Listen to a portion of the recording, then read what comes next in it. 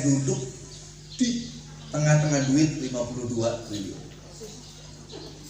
Saya ingat doa sholat duha.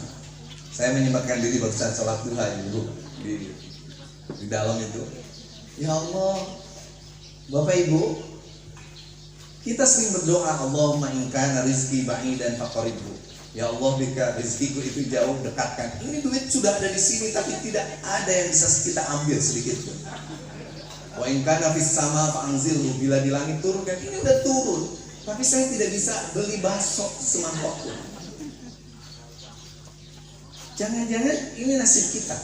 Presidennya muslim, wakil presidennya muslim, ininya muslim. Tapi mari kita lihat.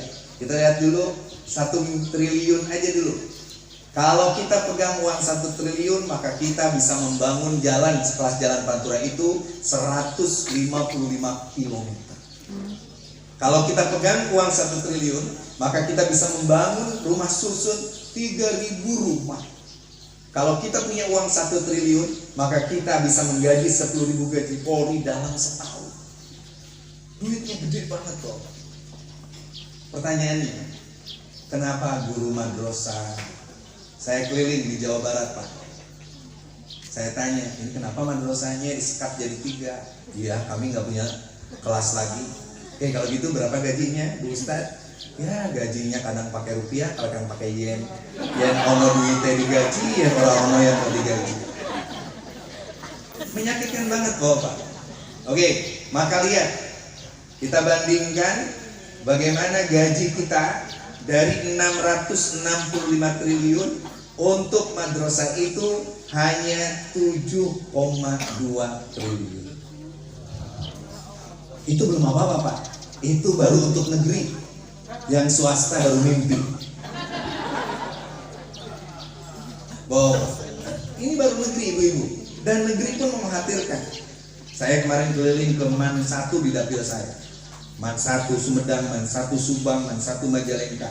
Sekelas MAN 1 saja, saya terkejut bagaimana mereka tidak punya laboratorium. WC-nya tidak memenuhi standar.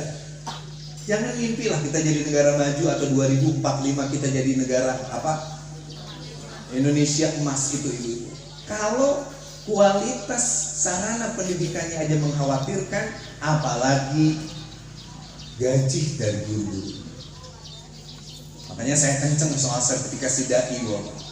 Dimention langsung oleh Menteri.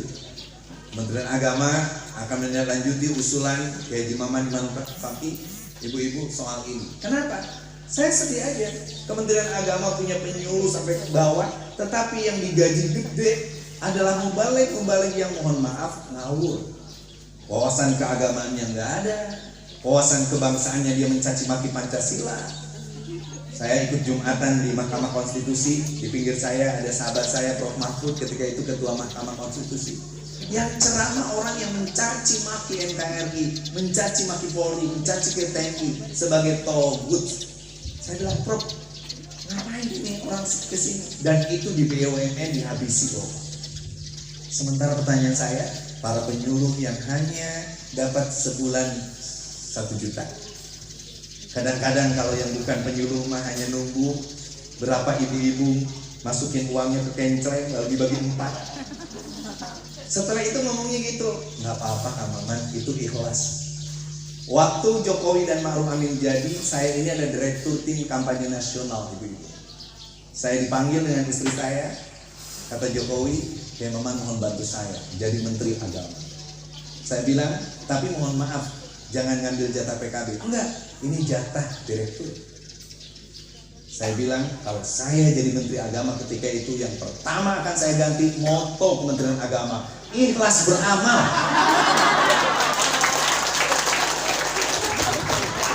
Gara-gara semuanya ikhlas terus. Kita nggak pernah protes ibu-ibu dengan ketidakadilan anggaran ini. Coba lihat kita gaji, lihat gaji. Saya baru pulang dari Uni Emirat Arab. Ada 2 bandara besar di sana, ibu-ibu. Salah satu di Abu Dhabi. Dan Jokowi dapat duit banyak. Nah, gajinya 80 juta. Itu full gaji. Rumah dikasih, Pulsa itu 1 juta ibu-ibu. Pulsanya aja. Karena bagaimana mungkin maju? Sementara kita tidak punya pulsa, bagaimana mau ngajarin kita without books dan lain sebagainya? Saya nggak ngerti bagaimana ibu-ibu tetap ikhlas beramal itu ibu. Sebagai santri digitalnya Gus Baha, Bapak, saya ingin mengatakan bahwa kadang-kadang kita tidak perlu ikhlas. Kadang-kadang kita perlu kesadaran bahwa ini adalah pengabdian untuk negara, maka negara harus hadir memuliakan saya sebagai guru. Gus, ibu-ibu, saya masih ingat di ceramahnya Gus Baha itu salah satunya soal betapa hati-hatinya mubalai-mubalai kita. Kartu nama. Tidak ada yang bilang, misalnya ya, mohon maaf, misalnya Kiai Muslim, ahli sejarah, ahli fikih, nggak ada Pak. Dokter aja ada kok. Ada di tempat saya ibu-ibu. Kenalan Kiai Maman, saya mau balik di sini. Kartunya bagus, Kiai Haji bla. Di belakangnya menerima sewaan payon dan sound system ibu-ibu. Lihat, belum. Jepang 70 juta. Penelitian mahal. Oh, kayak gitu. Kita jangan mimpi peneliti-peneliti kita itu sangat rendah. Nah lalu Arab Saudi 50 juta, Korea Selatan 32 juta. Berapa IQ manusia Indonesia hari ini rata-ratanya? Hanya 87,49, di bawah gorila. Cek di Google. Oh, saya ingin mengatakan ini kenyataan. Salah satunya karena tidak ada pemuliaan terhadap para guru, maka hasilnya pun generasi kita tidak termuliakan. Jangan mimpi kita seperti Jepang yang ketika luluh lantang oleh Amerika, Bapak, dia langsung Kaisar Hirohito ketika bertanya, adakah di antara kalian guru? Ada. Oke, kalau kita memulai lagi dari guru lah Jepang menjadi negara maju. Di Indonesia, mari kita lihat ibu-ibu. Kita lihat terus next. Lihat, anggaran pendidikan Islam itu memang besar, 62 triliun. Seperti itu. Tetapi sakra yang kita miliki itu begitu banyak. Dan Kementerian Agama akhirnya itu hanya hadir, mohon maaf, untuk negeri. Bukan untuk swasta. Bukan untuk pesantren.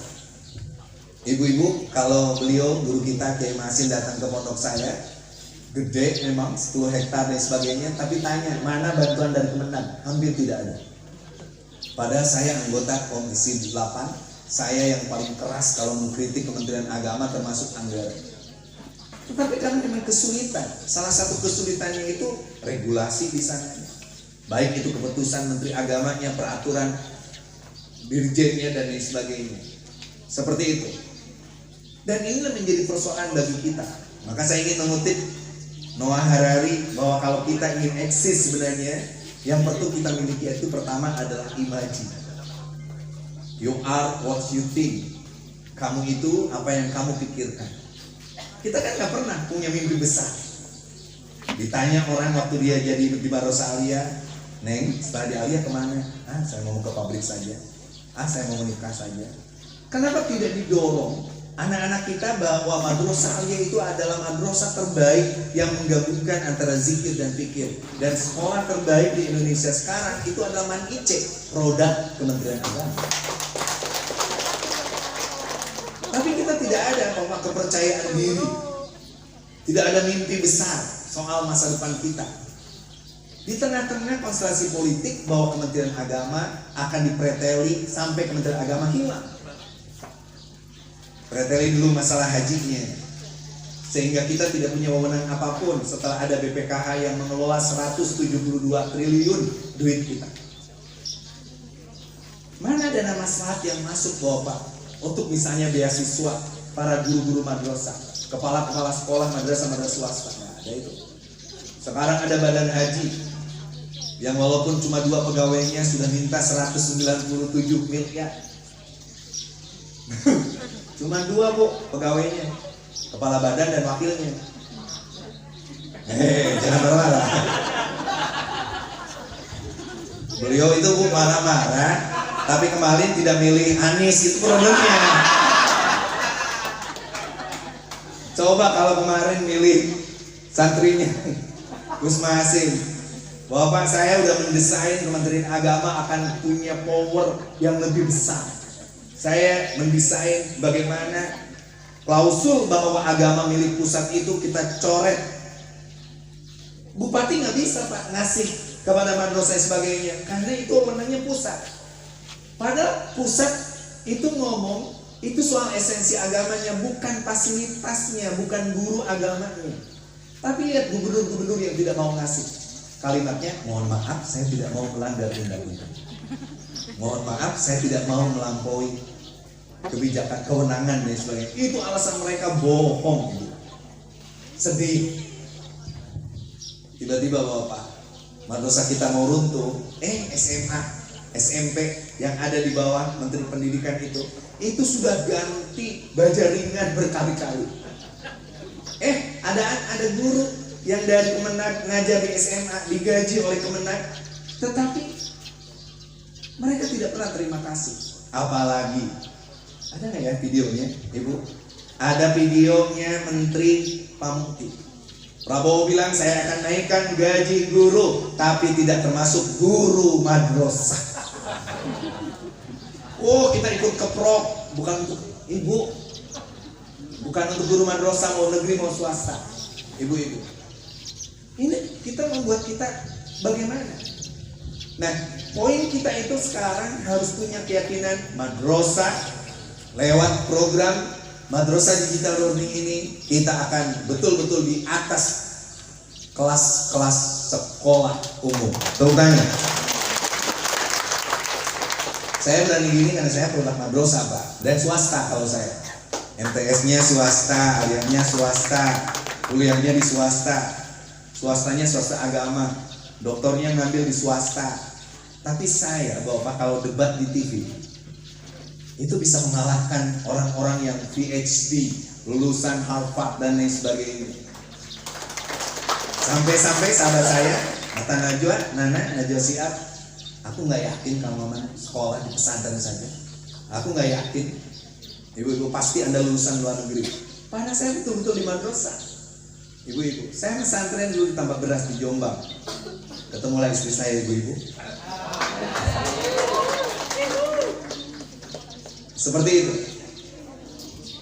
Inilah ciri negara ketiga itu. Satu, kita mau nyanyi Indonesia Raya nggak nyala. Nggak apa-apa, ini loading. Jadi mohon maaf Pak Kiai Muslim, ini problem kita. Bukan soal tidak bisa mempergunakannya, tetapi memang aksesibilitasnya lemah. Ibu-ibu dan lain sebagainya. Udahlah Bu, yang pasti madrasah guru-gurunya belum dapat kenaikan nih sudah. Oke, kembali lagi.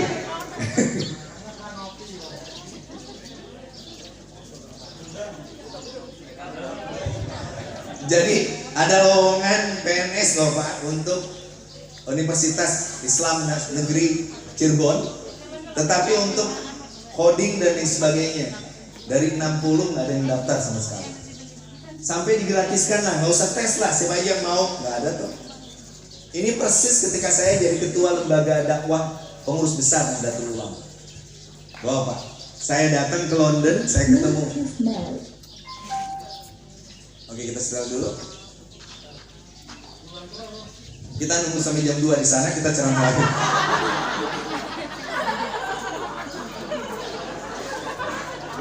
Tolong bagus nih.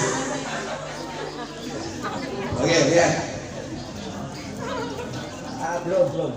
Yang di Kemenak belum. Tuh. Kami sudah ketemu dengan Menteri Agama, tetapi untuk yang Kemenak itu belum karena belum masuk kuota di tahun 2025 ini. Jadi yang 606 guru itu semuanya guru yang mengajar di sekolah. Yang untuk Kemenak nanti kami hitung lagi dan kami matangkan lagi karena ini menyangkut skema anggaran lintas kementerian. Mohon itu maaf. Ya. Coba. Jadi kita tuh hanya dapat 2M. Mohon maaf. Oh, nah beliau Kiai Mahasin kenapa dapat ini? Itu karena melakukan upaya sinergisitas yang kuat. Ada Bappenas, ada Perpustakaan Nasional, ada Bank Dunia dan lain sebagainya.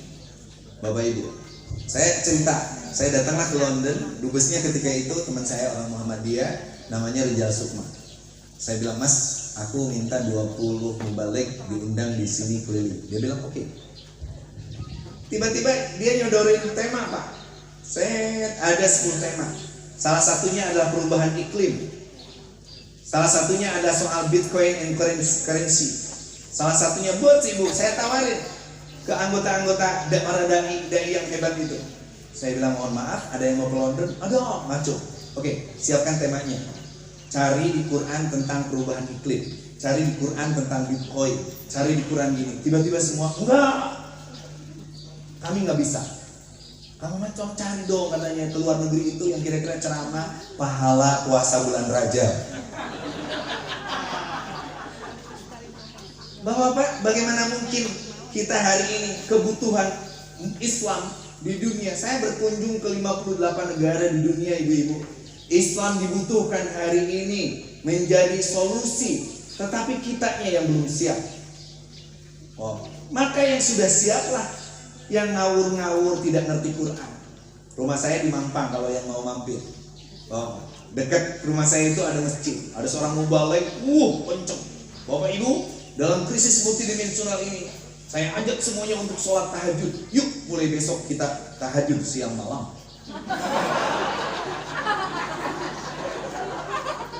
Bagaimana orang mau menyentuh ibu-ibu yang salah referensinya? Ada lagi, ibu-ibu, mari kita dukung pendidikan karena Rasulullah bersabda, "Thalabul ilmi faridatun ala kulli syai'in qadir." Nah makanya saya minta imaji dulu Pak, cita-cita dulu, keinginan dulu, yang gede aja. Saya itu kan orang yang dianggap oleh istri saya itu sebagai pemimpi. Pemimpi, padahal kalau kita sudah jadi pemimpi tambah N, maka jadi pemimpin. Saya masih ingat, kalau saya kan dalam bahasa Sunda itu MUI, molor unggal isuk ibu-ibu. Tidur aja kalau pagi-pagi kan santri, habis sholat subuh. Tiba-tiba mohon maaf, mertua saya bilang begini ke istri saya, Neng, atuh itu bugakeun, caro gete bobo bae, tidur terus. Lalu dia bandingkan kita dengan menantu yang satunya, kan paling menyakitkan dibandingkan orang tua. Mentang-mentang saya santri, tiba-tiba beliau bandingkan begini, tuh si Ama babaturana kepala dinas, camat. Saya langsung bangkit. Saya bilang saya akan buktikan bahwa santri lebih hebat dari siapapun. Bahwa lulusan madrasah akan lebih hebat dari siapapun. Istri saya langsung peluk saya. Sabar, sabar. Disangkanya saya marah, nggak marah Bu. Saya itu pendendam yang positif. 10 tahun kemudian, Bapak, tiba-tiba Presiden Jokowi datang ke rumah. Ngobrol di tempat saya 4 jam. Tapi sebelumnya saya ingin dipotong. Saya bilang, Abah mana Abah? Mertua saya. Oh itu Abah, Abah sini Pak. Abah ini dipotong. Bah, ini presiden, bukan camat. Bapak, saya diajarin Gus Dur soal dendam itu Bu, dendam positif. Saya naik pesawat berdua, saya lampu gitu, tiba-tiba beliau bilang, kamu mana ya Nurholis Majid? Ketika itu masih ada ibu-ibu kecil. Iya Pak, ngomong apa dia? Saya bilang yang pertama dia ngomong bahwa potensi orang NU itu akan sangat besar karena senang berdebat, karena senang membaca dan lain sebagainya. Yang kedua Pak, katanya kata Nurholis Majid, orang NU itu aneh. Saya yang ceramah runtut ayatnya, disebutkan suratnya, disebutkan referensinya, itu masih aja disalahpahami. Wong Gus Dur aja cuma baca ayat 3 ayat bolak-balik kok disebut wali. Itu Gus Dur saya ngomong gitu Bu, mendadak tidak mau ngobrol dengan saya. Sampai saya ke NTB, hadir di pesantrennya Tuan Guru Turmudi, lalu saya moderatornya, kata Gus Dur, catat ya. Dicatat oleh saya. Udah gitu, ngomong itu aja. Pas naik di pesawat pulang ke Jakarta, Gus Dur tanya, Anda tadi nyatat saya, nyatat berapa ayat yang saya baca? Lumayan banyak Pak, sekitar 17. Berapa kitab yang saya sebut? Ada 23 kitab Pak. Berapa kutipannya dan sebagainya? Papa banyak banget kutipnya. Nah, catat ya, saya lebih hebat dari Nurholis Majid. Nah, sementara kita Pak nggak mau untuk seperti itu. Nggak ada yang orang-orang Kemenag itu bilang ketika bertarung dan sebagainya harusnya saya yang jadi saya bagian saya. Ini enggak, orang lain aja suruh maju. Ikhlas beramal itu. Padahal Quran itu jelas. Ketika Nabi Yusuf alaihissalam keluar dari penjara, lalu dia bilang ke salah satu staf istana yang dia berikan takwil itu ibu-ibu. Dia bilang, tolong bilang ke raja, pilih saya jadi Menko Ekuin agar saya menyelesaikan persoalan krisis iklim dan krisis finansial orang-orang Mesir. Itu bahasanya Quran. Ij'alni ala khazail ab inni hafidun alim. Orang Kemenag itu begitu. Oh, coba dalam sistem kerajaan Mataram ini ada sultan, di sana ada penghulu, dia duduk sejajar.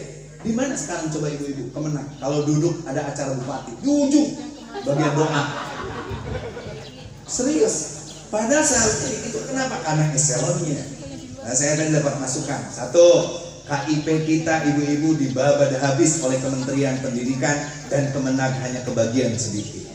Yang kedua, kesulitan seorang yang punya jabatan struktural tiba-tiba harus turun lagi.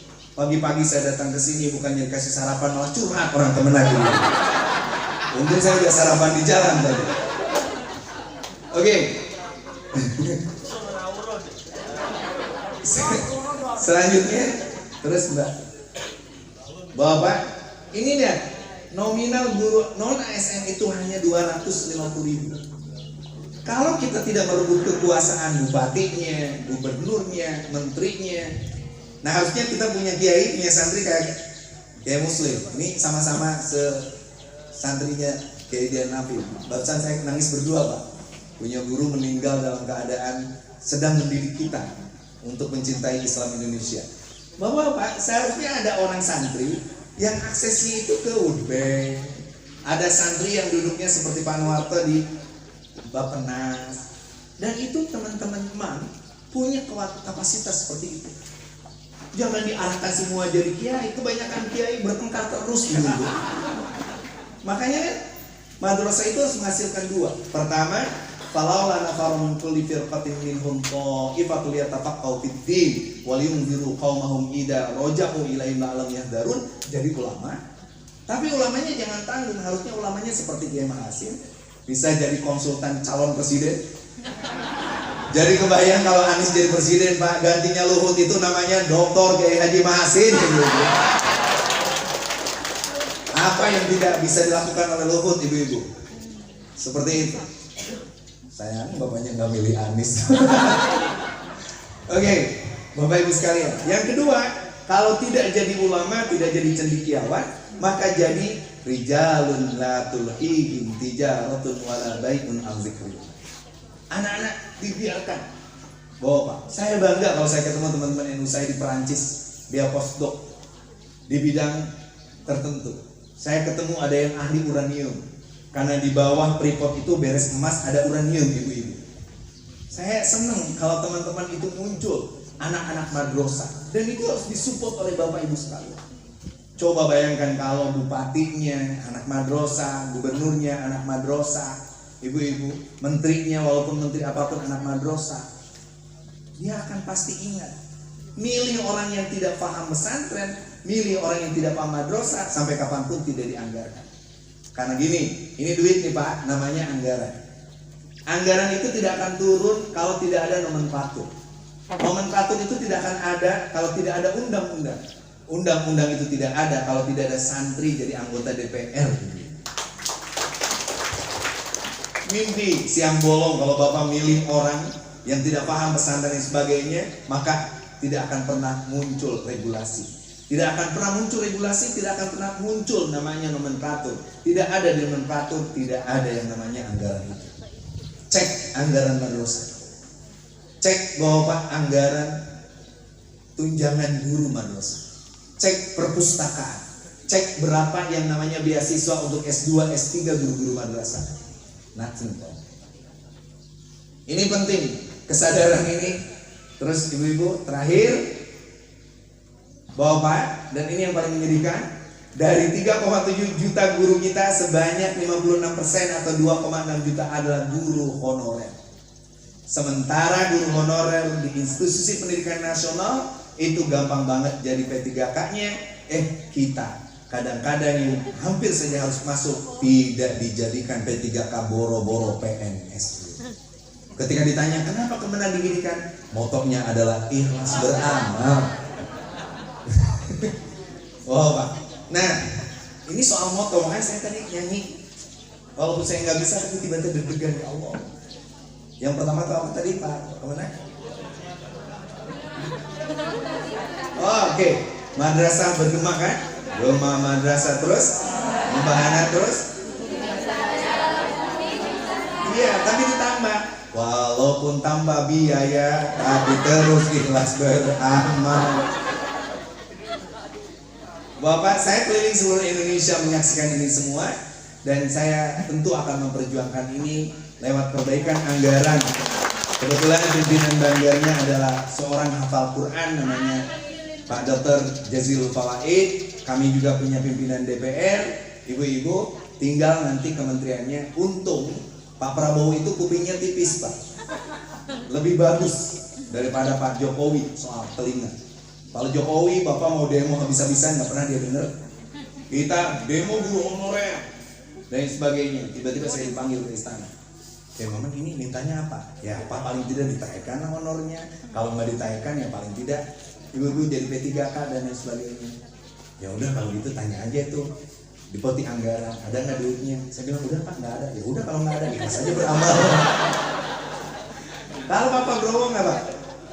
Bapak-bapak hari ini demo habis-habisan atau tingkat tunjukkan kualitas lewat digital ini.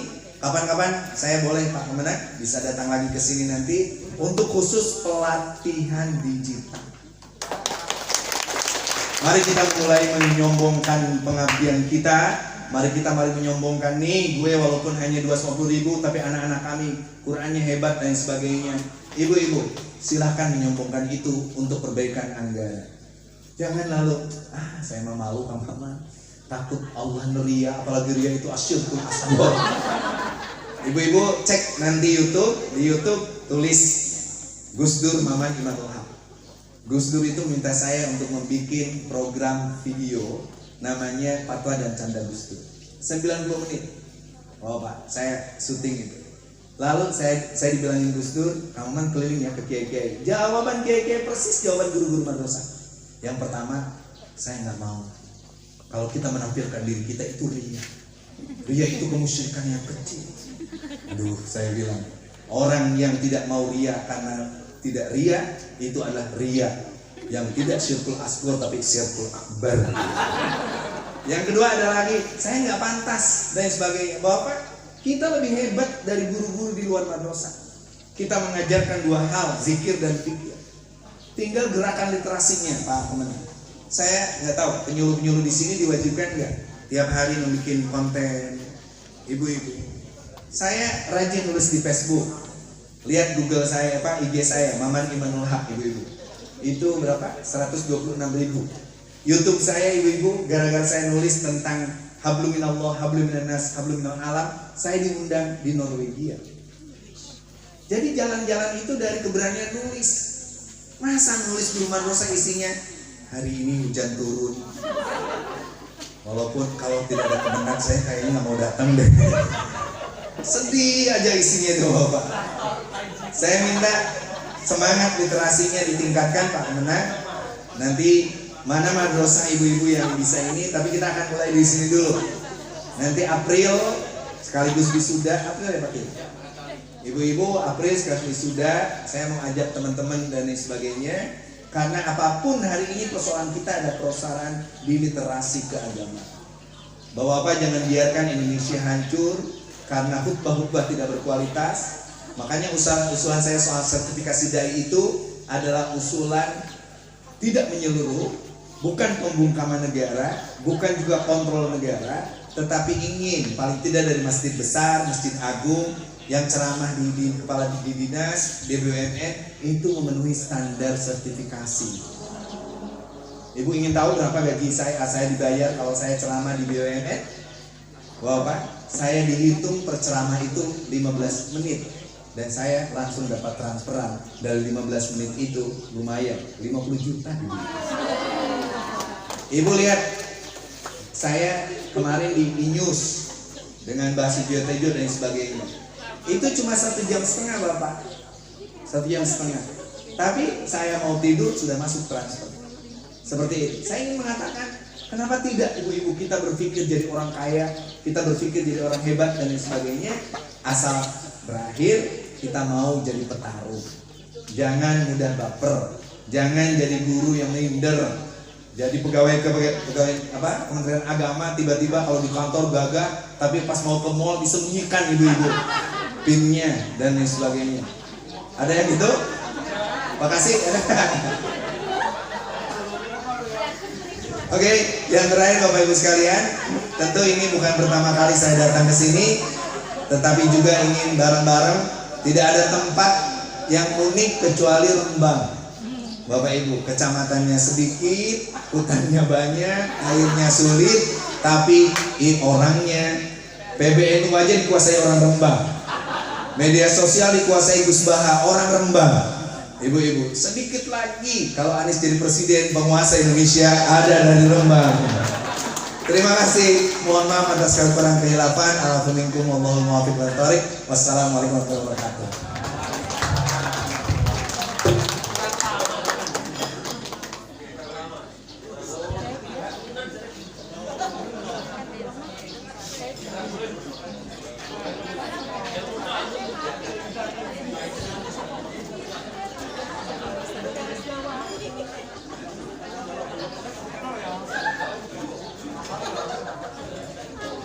Terima kasih kami sampaikan.